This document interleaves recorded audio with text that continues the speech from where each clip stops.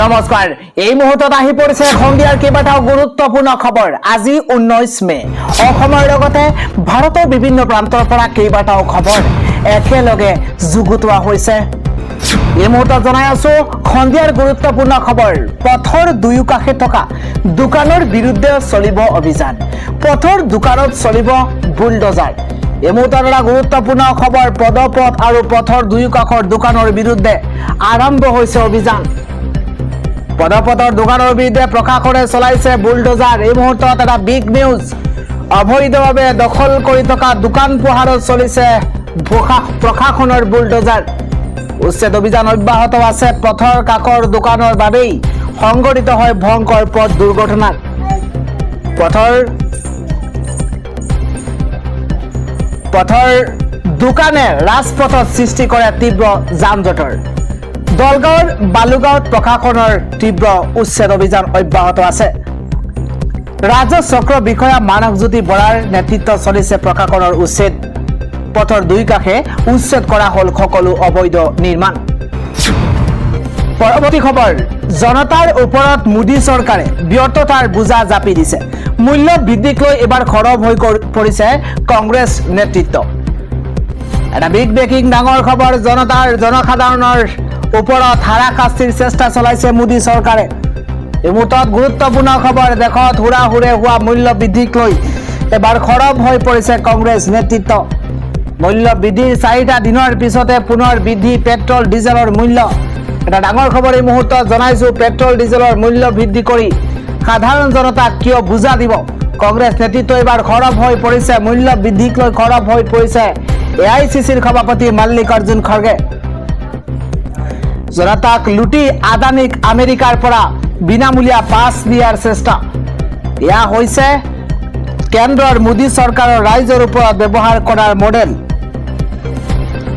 বিশ্বৰ গুৰু হোৱাৰ ভুৱা গৌৰৱেৰে ৰাছিয়াৰ পৰা তেল ক্ৰয় কৰিব বিচাৰে। তেল ক্ৰয়ৰ অনুমতিৰ বাবে আমেৰিকাক এমাহ বৃদ্ধিৰ কাতৰ অনুৰোধ জনায়।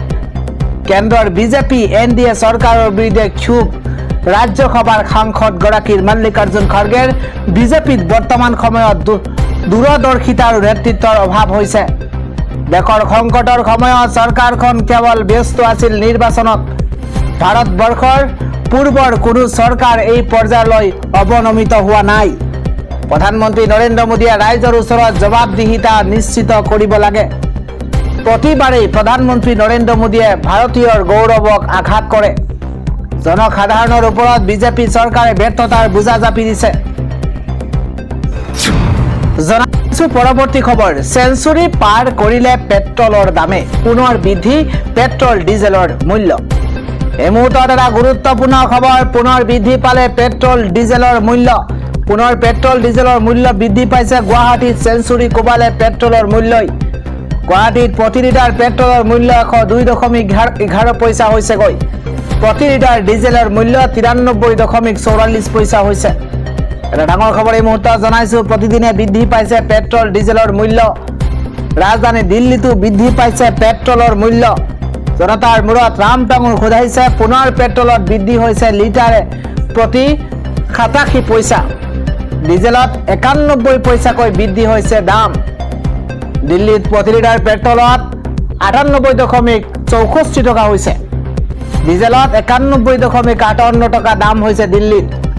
দিল্লীৰ লগতে কলকাতা, মুম্বাই আৰু চেন্নাইত এই দাম বৃদ্ধি পাইছে। পুনৰ বৃদ্ধি পাইছে পেট্ৰল ডিজেলৰ মূল্য। জনাইছো পৰৱৰ্তী খবৰ। বিলাসী ফৰচুনাৰ 1 কোটি টকা পোৱাৰ পাছতো সন্তুষ্ট নহল স্বামী। চৰম সিদ্ধান্ত লৈছে দীপিকাই। বিলাসী ফৰচুনাৰ 1 কোটি টকা পোৱাৰ পাছতো সন্তুষ্ট নহল স্বামী। স্বামীৰ অসত্য নিৰ্যাতনৰ বলি হৈ সেই সিদ্ধান্ত গ্ৰহণ কৰিছে দীপিকাই। চৰম সিদ্ধান্ত লৈছে নয়দাৰ দীপিকা নগৰে। এটা ডাঙৰ খবৰ এই মুহূৰ্তত। দেশ কঁপাই যোৱা এক চাঞ্চল্যকৰ কাণ্ড সংঘটিত হৈছে ঘটনা। 24 বছৰীয়া দীপিকাৰ মৃত্যুক লৈ এতিয়া দেশজুৰি চৰ্চা অব্যাহত আছে। যৌতুকৰ দাবী আৰু স্বামীৰ পৰিয়ালৰ অত্যাচাৰ সহিব নোৱাৰি চৰম সিদ্ধান্ত গ্ৰহণ কৰিছে। 14 মাহ পূৰ্বে ঋতিকৰ সৈতে বিবাহ পাশত আবদ্ধ হৈছিল দীপিকা আৰু যৌতুক দিয়া হৈছিল ফৰচুনাৰ SUV আৰু 1 কোটি টকা। কিন্তু তাৰ পাছতো ধাৰাবাহিকভাৱে যৌতুক দাবী কৰি আহিছিল। এই উৎপীড়ন সহিব নোৱাৰি 17 মেৰ নিশা দীপিকাই চৰম পন্থা বাছি লৈছে।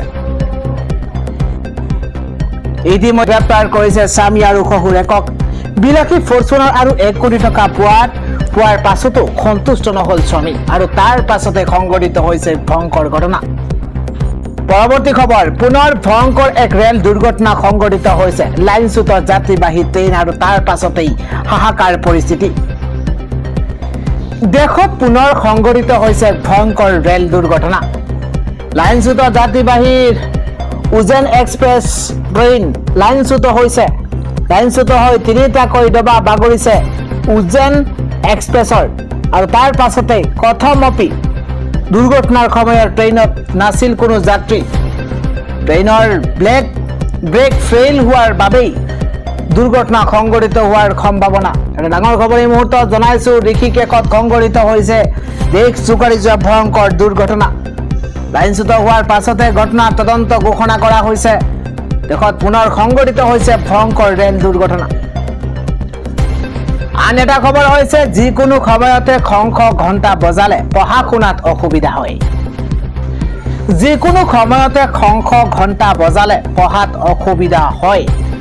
মছজিদৰ আজানৰ দৰে মন্দিৰৰ খ ঘণ্টাৰ শব্দও অসুবিধা হয়। লাউড স্পিকাৰত আজান দিলে অসুবিধা হয়। এটা ডাঙৰ খবৰ, পুৱতি নিশা আজানত আছে সজাগতা। সমাজত থাকিবলৈ হলে এটা ধৰ্মই আন এটা ধৰ্মক সন্মান কৰিব লাগিব। ৰাস্তাই ঘাটে নামাজ পঢ়িব নালাগে। বিজেপি বিধায়ক পৰমানন্দ ৰাজবংশীৰ ডাঙৰ মন্তব্য। যিকোনো সময়তে খ ঘণ্টা বজালে পঢ়া শুনাত অসুবিধা হয় বুলি মন্তব্য কৰিছে। মছজিদৰ আজানৰ দৰে মন্দিৰৰ খ ঘণ্টাৰ শব্দৰ পৰা অসুবিধা হয় বুলি মন্তব্য কৰিছে বিধায়কগৰাকীয়ে। লাউড স্পিকাৰত আজান দিলে অসুবিধা হয়। পুৱতি নিশাৰ আজানত আছে সজাগতা। পৰৱৰ্তী পক্ষ লবলৈ লাজ লগা নাই নেকি? অপদাৰ্থ বসন্ত কুমাৰ গোস্বামী। মিয়া প্ৰীতি দেখুৱাইছে বসন্ত কুমাৰ গোস্বামী। এই মুহূৰ্তত এটা বিগ নিউজ। অপদাৰ্থ বসন্ত কুমাৰ গোস্বামীক অপদাৰ্থ আখ্যা দিয়া হৈছে। অসম সাহিত্য সভাৰ নাম বদনাম কৰিছে। বসন্ত কুমাৰ গোস্বামীক গতিয়াই বাহিৰ কৰি দিয়ক। মিয়া মানে চুৰ ডকাইত ধৰ্ষণকাৰী। মিয়াৰ পক্ষ লবলৈ লাজ লগা নাই নেকি? মিয়াই খগনে কি কৰি আহিছে সেয়া আমি দেখি আহিছো। বড়ো মিচিং যদি অসমীয়া নহয় তেন্তে অসমীয়া কোন? বসন্ত কুমাৰ গোস্বামীয়ে দেখুওৱা মিয়া প্ৰীতি ভাল হোৱা নাই। মিয়াই খগনে কি কৰি আহিছে সেয়া আমি দেখি আহিছো। এনেকুৱা ব্যক্তিৰ বিৰুদ্ধে চৰকাৰে কঠোৰ সিদ্ধান্ত ল'ব লাগে। বসন্ত গোস্বামীৰ বিতৰ্কিত মন্তব্যক লৈ এবাৰ খৰব হৈ পৰিছে আকাশ শইকীয়া। আকাশ শইকীয়া কৈছে মিয়া প্ৰীতি দেখুৱাইছে বসন্ত কুমাৰ গোস্বামীয়ে। অপদাৰ্থ বসন্ত কুমাৰ গোস্বামী অসম সাহিত্য সভাৰ নাম বদনাম কৰিছে। মিয়া প্ৰীতি দেখুৱাইছে বসন্ত কুমাৰ গোস্বামীয়ে। জনাইছো পৰৱৰ্তী খবৰ, ইছলামিক চেণ্টাৰৰ মছজিদত ভয়ংকৰ গুলীচালনা, য'ত 3গৰাকীকৈ লোক মৃত্যু হৈছে। এটা বিগ ব্ৰেকিং এই মুহূৰ্তত জনাইছো। ইছলামিক চেণ্টাৰ খ্যাত মছজিদত ধাৰাসাৰ গুলীচালনাত 3গৰাকীকৈ লোক নিহত হৈছে বুলি জানিব পৰা গৈছে। হাতত অস্ত্ৰ লৈ 2 কিশোৰৰ ধাৰাসাৰ গুলীচালনা। মছজিদত গুলীচালনা কৰি নিজকে শেষ কৰে 2 কিশোৰে। US Islamic center of San ডিয়েগোৰ মছজিদত গুলীচালনা। ঘটনাৰ পাছতে কেলিফৰ্ণিয়াত আৰম্ভ হৈছে ঘটনাৰ তদন্ত। 18-19 বছৰীয়া 2 কিশোৰে সংঘটিত কৰিছিল ভয়ংকৰ ঘটনা। সমগ্ৰ ঘটনাক ভয়ংকৰ স্থিতি আখ্যা ডনাল্ড ট্ৰাম্পৰ। ইছলামিক চেণ্টাৰৰ খ্যাত মছজিদত ধাৰাসাৰ কাণ্ড গুলীচালনা সংঘটিত হৈছে। জনাইছো পৰৱৰ্তী খবৰ, বুলডজাৰ সংস্কৃতি নচলিব, উচ্ছেদৰ বিৰুদ্ধে ন্যায়ালয়ৰ হুংকাৰ। এটা বিগ ব্ৰেকিং নিউজ, ডাঙৰ খবৰ। চৰকাৰ প্ৰশাসনৰ বুলডজাৰ একশ্যনক গৰিহণা এইবাৰ ন্যায়ালয়ৰ। ইউপি বিহাৰৰ দৰে বুলডজাৰ একশ্যন চলিবলৈ দিয়া নহ'ব। ইউপি বিহাৰৰ দৰে বুলডজাৰ সংস্কৃতি সকলোতে চলিবলৈ দিয়া নহ'ব। অত্যন্ত ডাঙৰ খবৰ এই মুহূৰ্তত জনাইছো। সপোনৰ এখন ঘৰ ছেকেণ্ডত ভাঙি দিয়াটো গ্ৰহণযোগ্য নহয় বুলি মন্তব্য। এটা ব্ৰেকিং নিউজ এই মুহূৰ্তত। বহু কষ্টৰে এটা পৰিয়ালে এখন ঘৰ নিৰ্মাণ কৰে। আৰু দেশৰ সকলোৰে বাবে এখন ঘৰ বনোৱাটো সহজ কথা নহয়। এইখন ইউপি বিহাৰ নহয়। বুলডজাৰ একশ্যনৰ বিৰুদ্ধে ক্ষুণ্ণ হৈ পৰিছে বোম্বে উচ্চ ন্যায়ালয়। মহাৰাষ্ট্ৰত ইউপি বিহাৰৰ দৰে বুলডজাৰ সংস্কৃতিত চলিবলৈ দিয়া নহ'ব। ন্যায়াধীশ সিদ্ধেশ্বৰ থম্বেৰ বিচাৰপীঠৰ এই বৃহৎ ৰায়দান। উচ্ছেদৰ বিৰুদ্ধে হানিফ খান নামৰ এজন লোকে কৰিছিল আবেদন। সম্পূৰ্ণ অনৈতিকভাৱে বুলডজাৰ চলোৱাৰ অভিযোগ হানিফ খানৰ বিৰুদ্ধে। হানিফ খানৰ আবেদন স্বীকাৰ কৰা ন্যায়ালয়ে দিলে এই ৰায়দান। চৰকাৰ প্ৰশাসনৰ বুলডজাৰ একশ্যনক গৰিহণা এইবাৰ ন্যায়ালয়। গুৰুত্বপূৰ্ণ খবৰ এই মুহূৰ্তত। চৰকাৰ প্ৰশাসনৰ বুলডজাৰ একশ্যনক গৰিহণা ন্যায়ালয়। পৰৱৰ্তী খবৰ, সকলো মুছলমান পূৰ্বে আছিল হিন্দু, ভয়ত নিজৰ ধৰ্ম সলাই মুছলমান হৈছিল হিন্দু। সকলো মুছলমান পূৰ্বে হিন্দু আছিল। ধৰ্মত অবিশ্বাসী কাপুৰুষসকলহে ধৰ্ম সলাই মুছলমান হৈছিল। ইছলামৰ হেঁচাত মুছলমান হৈছিল ভাৰতৰ হিন্দু। ভাৰতত থকা বৰ্তমানৰ সকলো মুছলমানেই আছিল হিন্দু। এই মুহূৰ্তৰ ডাঙৰ খবৰ, ভাৰতত নাই কোনো আৰবৰ মুছলমান। সনাতনক বচাবলৈ হিন্দু সমাজ আগবাঢ়ি আহিব লাগিব। লোভ লালসাৰ বলি হৈ একাংশ নিষ্ঠাহীন হিন্দু হেঁচাত মুছলমান হৈছিল। আজি সনাতন দুৰ্বল হ'লে সংবিধানো নোহোৱা হৈ যাব। ভাৰত হিন্দু প্ৰধান দেশ কাৰণে সংবিধান ৰক্ষা হৈ আছে। ভাৰতৰ হিন্দু সংখ্যালঘুত পৰিণত হৈছে। হিন্দু সংখ্যালঘুত পৰিণত হ'লেই সংবিধান শেষ হৈ যাব। ইউপিৰ বিজেপি বিধায়ক ৰাজা ভাইৰাই এই মন্তব্য কৰা পৰিলক্ষিত হৈছে। ইউপিৰ বিজেপি বিধায়ক ৰাজা ভাইৰাই এই ডাঙৰ মন্তব্য কৰিছে। তেওঁ কৈছে ভাৰতত হিন্দু সংখ্যালঘুত পৰিণত হ'লেই সংবিধান শেষ হৈ যাব বুলি মন্তব্য। ভাৰত হিন্দু প্ৰধান দেশ কাৰণে সংবিধান ৰক্ষা হৈ আছে।